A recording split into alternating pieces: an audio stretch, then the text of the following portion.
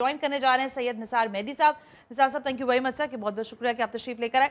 निसार साहब, सूरत हाल बहुत तेजी से तब्दील हो रही है इन टर्म्स के, ज़ाहिर है हमने जंग पे शुरुआत की थी, लेकिन अब मामला एक जानिब तो जंग का सिलसिला जारी है, वहां पे कार्रवाइयां होती हैं तो यहाँ से ईरानियंस भी जवाब देते हैं, लेकिन अब बयानात में भी तेजी आ गई है।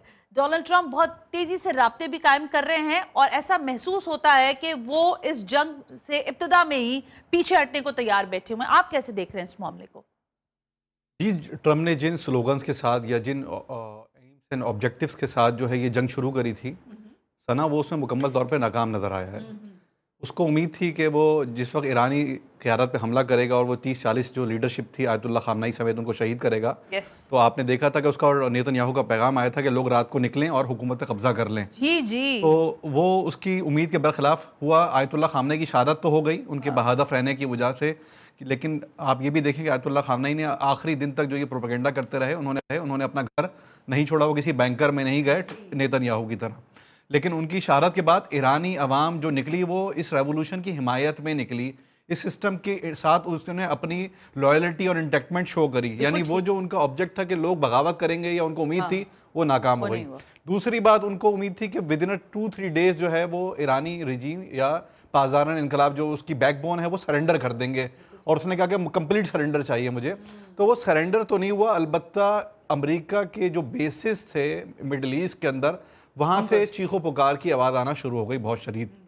आप देखें कि वो जो उम्मीद कर रहे थे कि इस रीजन को वो पुरअमन रखने के लिए उन्होंने अरबों डॉलर लिए अरब ममालिक से, और ऑयल की प्रोटेक्शन के नाम पर, उनकी किंगडम्स की प्रोटेक्शन के नाम पर, तो वो जो प्रोटेक्शन थी वो थ्रेट में तब्दील हो गई।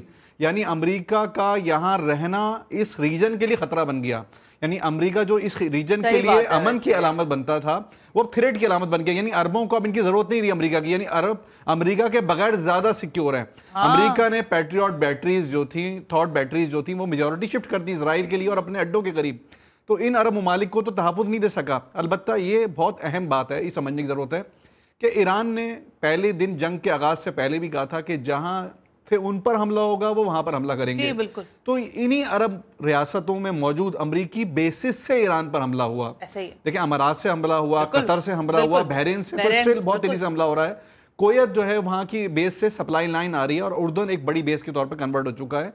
तो ईरान ने जहाँ हमला किया है वो रिएक्शन में हमला किया, और वो अरब रियासतों पर नहीं बल्कि वहां पर मौजूद अमरीकी इंस्टॉलेशंस पे हमला किया। तो हमें इसको थोड़ा सा वाज़ेह करने की जरूरत है कि ये हमले अरब रियासतों पर या मुस्लिम रियासतों पर नहीं है, बल्कि ये उन लोगों पर हैं कि जो वहां पे अड्डे मौजूद थे, और जब वो अड्डों से भागकर उन्होंने होटल में पनाह ली तो ईरानियों की बहरहाल इंटेलिजेंस को क्रेडिट देना पड़ेगा कि उन्होंने उस फ्लैट पे अपना मिसाइल मारा है, ड्रोन मारा है। तीसरी अहम चीज ये कि अमेरिका की जो फौजी बर्तरी थी, क्योंकि बहरहाल अमेरिका फौजी तौर पर बहुत सुपीरियर है, इवन इसराइल बहुत सुपीरियर है ईरान से, लेकिन इन्होंने उसकी जो सुपीरियरिटी थी इस 8 से 9 दिनों के अंदर उसको स्पॉइल कर दिया है, उसको थका दिया है। उनका देखें, उनका कहते हैं कि दुनिया में 10 के करीब थॉट बैटरीज हैं, ठीक है, उसमें से ईरानियों के दावे के मुताबिक 4 को उन्होंने नाकारा बना दिया। बहुत बड़ी कामयाबी है। उसके बाद उन्होंने तकरीबन 8 के करीब पैट्रियट की जो बैटरीज है उनको डिस्ट्रक्ट किया है, तबाह किया, डिस्ट्रॉय किया है। तो ईरानियों ने जो उनके सेंसर थे, उनके रेडार सिस्टम थे कुवैत, वो कतर में और खास तौर पे आपका बहरीन में, उसको तकरीबन अंधा कर दिया। यानी अमेरिका का इस वक्त डिफेंस सेंसर्स जो हैं वो अंधे हो चुके हैं, या अगर नजर भी आ रहा है तो बहुत करीब आके आ रहा है। तो ईरानियों की जो फर्स्ट फेज की हिकमत अमली है उन्होंने सर्वाइव किया है, उन्होंने रिटेलिएट किया है, और उसके साथ साथ उन्होंने इस रीजन में अपनी हेजमनी बनाई है। उन्होंने स्ट्रेट ऑफ होर्मुज को बंद कर दिया है, और स्ट्रेट ऑफ होर्मुज के बाद आप देखें पूरी दुनिया में एक बेचैनी है, पूरी दुनिया में क्राइसिस है। 150 से करीब कह रहे हैं ऑयल वेसल जो हैं, ऑयल शिप्स जो हैं वो वहां पे स्टक हो चुके हैं। 3200 के करीब जो है वो ट्रांसपोर्टेशन जो कार्गो शिप्स हैं वो वहां पे जो है वो फ्रीज हो चुके हैं। 85 मिलियन बैरल जो है वो ऑयल जो है वो इस वक्त समंदर में खड़ा हुआ है, ठीक है। यानी डेली की जो सप्लाई स्ट्रेट ऑफ होर्मुज से है वो कहते हैं 17 to 20 मिलियन बैरल है पर डे।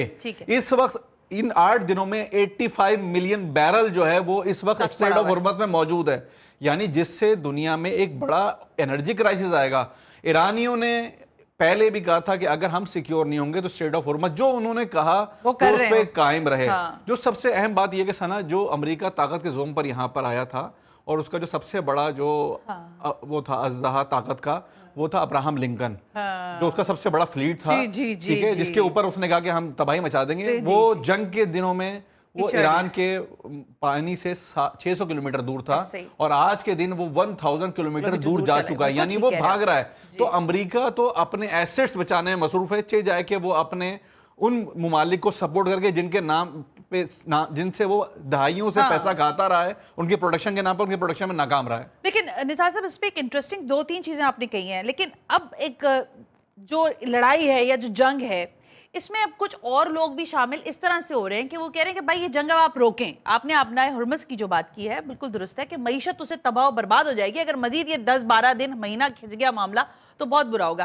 چائنا یعنی چین نے آج براہ راست یہ بات کی ہے کہ بڑے ممالک سامنے آئے اور اس معاملے کو فی الفور روک دیا جائے کیونکہ یہ مزید ہم سسٹین نہیں کر سکیں گے اس طرح کی سچویشن میں. آپ کیا سمجھ رہے ہیں، کیا بیک ڈور کوئی بات چیت ہو سکتی ہے؟ کیونکہ میں نے گزشتہ روز بھی یہ سوال کیا تھا کہ ایران سے تو بات ہو سکتی ہے، وہ تو انگیج کریں گے، آپ ان سے بات بھی کر سکتے ہیں. امریکہ سے کون بات کرے گا؟ ادھر کون سمجھائے گا ان کو؟ کیونکہ ڈونلڈ ٹرمپ کو تو کوئی کل سیدھی نہیں ہے، ان کو تو ابھی جو رجیم آ رہی ہے وہاں پر اور اس سے بھی ان کو تحفظات ہیں جو کہ ابھی الیکٹ بھی نہیں ہوئی ہے وہاں پر. دیکھیں ایک چیز کو سمجھنے کی ضرورت ہے کہ اسرائیل اس جنگ میں تنہا ہے، ٹھیک ہے، ایون امریکہ میں بھی ٹرمپ تنہا ہے، اس نے کانگریس سے اس کی اپروول نہیں لی، جی بالکل، ٹھیک ہے، یونائٹڈ نیشن سیکورٹی کونسل سے اس کی اپروول نہیں لی. ایون اس کے جو نیٹو الائز ہیں وہ بھی آج کے دن تک اس جنگ کا حصہ نہیں بنے ہیں. بکر اسٹارمر کو اس نے تنقید کری کہ آپ اچھے وقت اس جنگ میں ہمارے ساتھ نہیں ہیں، ہم تو جنگ جیت چکے ہیں. تو ٹرمپ اب اس جنگ سے ایگزٹ چاہتا ہے. 7-8 دن ہو چکے ہیں، مزید اس کے لیے اس جنگ کو تحمل کرنا مشکل ہوگا. ہم نے پہلے بھی آپ کے پروگرام میں کہا تھا کہ امریکہ شارٹ جنگ چاہتا ہے، مختصر مدت کی، 3-4-5 دن، ایک ہفتہ 2 ہفتہ. کیسے ہوگا نثار سید صاحب؟ آپ نے ان کے پورے مطلب مین اسٹریم 40 لوگ آپ نے ان کے اڑا دیے، ادھر آپ نے ان کے ملک کے اندر تباہی پھیری ہوئی ہے، معصوم بچیوں کو شہید کیا گیا ہے. 4 دن میں 8 دن میں آپ بوریا بستر لپیٹ کے واپس ہو جائیں گے؟ مطلب اٹس ناٹ اے جوک. دیکھیں انہوں نے 3 دن میں کہا تھا کہ ہم ایران کی فضائیہ پہ ہمارا فضائی ہاں یعنی ہمارے ہوا پہ کنٹرول ہوگا. تو اب ان کی جو اپنا پینٹاگون ہے وہ کہہ رہا ہے کہ 6 ہفتوں سے پہلے یہ پاسبل نہیں ہے، جبکہ ایران کے پاس فضائیہ نہیں ہے، اس کے بعد بھی یہ اس کو کنٹرول نہیں کر سکے. دیکھیں ان کی جو ریٹیلیشن لیول ہے اس میں کمی نہیں آ رہی ہے.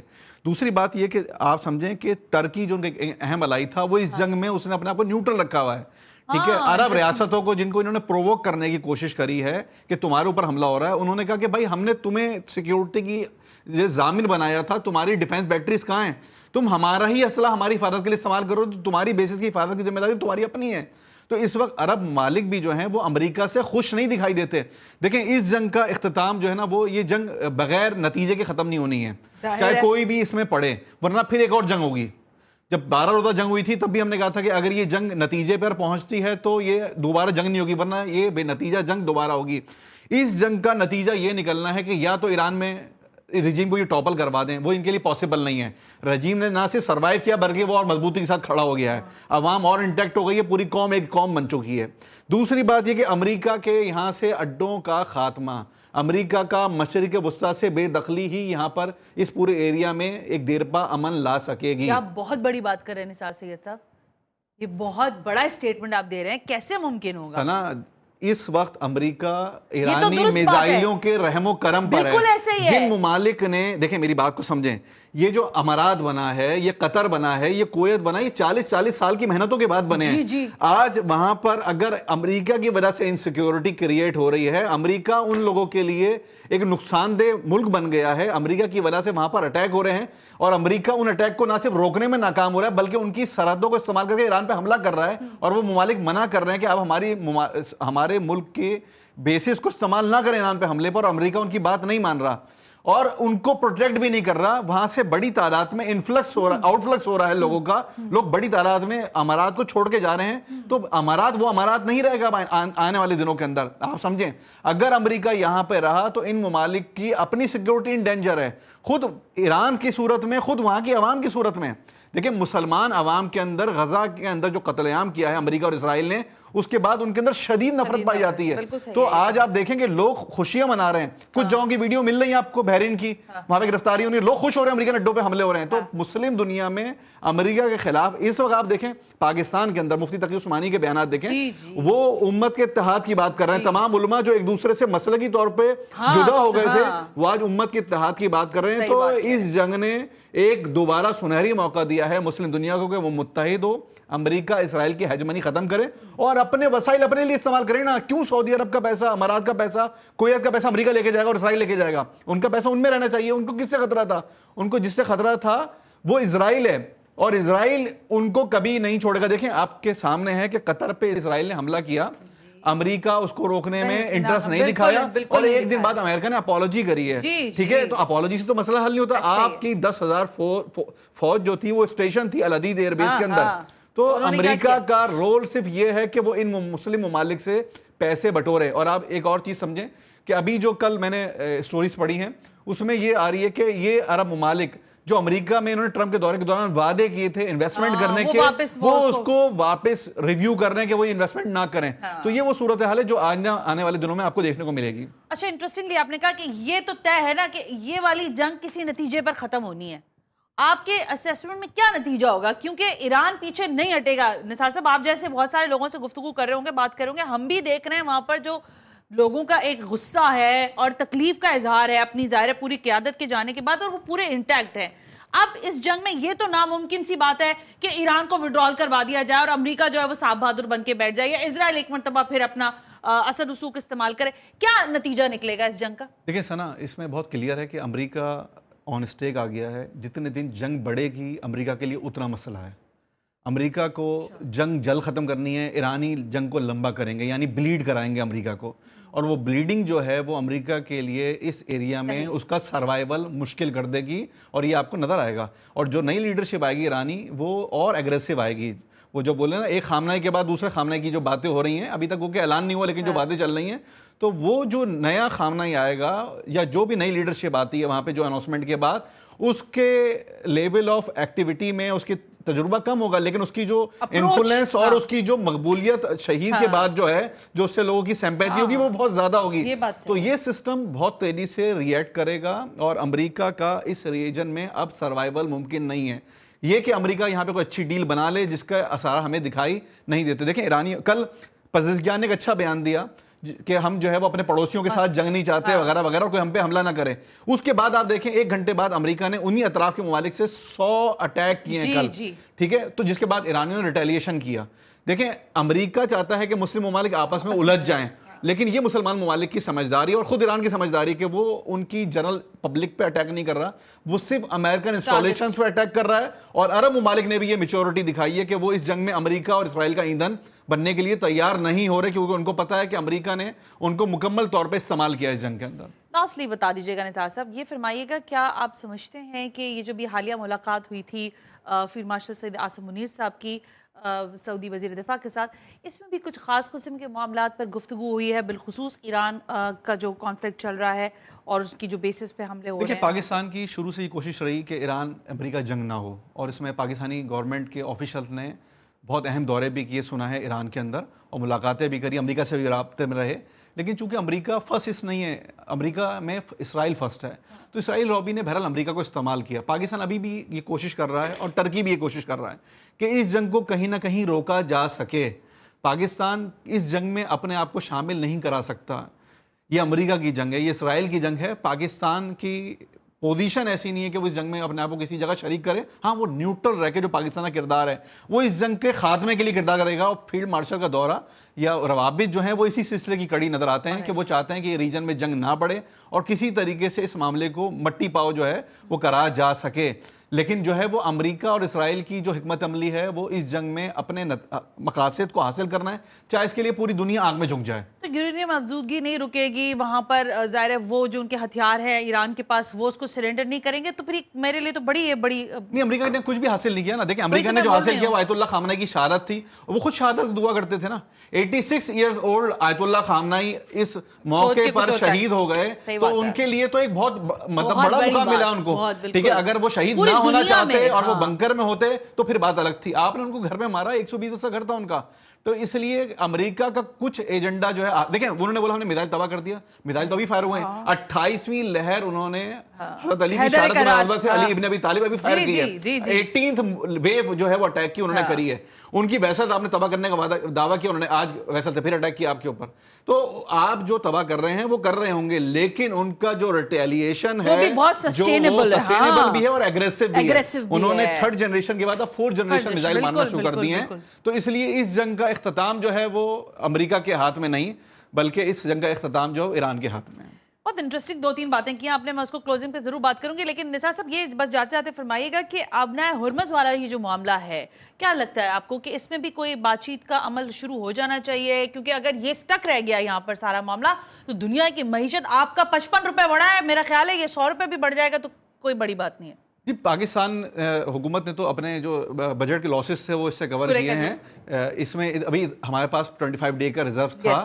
دوسری بات یہ ہم ایران کے نیبرنگ کنٹری ہیں تو ہمیں آئل شارٹیج اتنی زیادہ امپیکٹ نہیں کرے گی, اگر ہم چاہیں تو اس کو مینیج کر سکتے ہیں. یہ ان کے لیے مسئلہ ہے کہ جن کی جو سرحدیں جو ہیں وہ آئل پروڈیوسنگ کنٹریز کے ساتھ انگیج نہیں ہو رہی ہیں. ٹھیک ہے, دوسری بات یہ ہے کہ آبنائے ہرمز اگر مزید 15 دن بند رہی تو آپ دیکھیں سعودی عرب امارات کے پاس 15 سے 20 دن کے ریزرو ٹینکرز موجود ہیں, اس کے بعد ان کا ریزرو بند ہو جائے گا, اور اگر ریزرو بند ہوا تو ان کو اپنے آئل ویلز کو بند کرنا پڑے گا, پروڈکشن روکنا پڑے گی, اور جب پروڈکشن سٹارٹ ہوتی ہے تو وہ خود ایک کاسٹ کرتی ہے. ٹھیک ہے, تو اسی طریقے سے یورپ بغیر انرجی کے سروائیو نہیں کر سکتا, چائنا بغیر انرجی کے سروائیو نہیں کر سکتا, انڈیا بغیر انرجی کے سروائیو نہیں کر سکتا.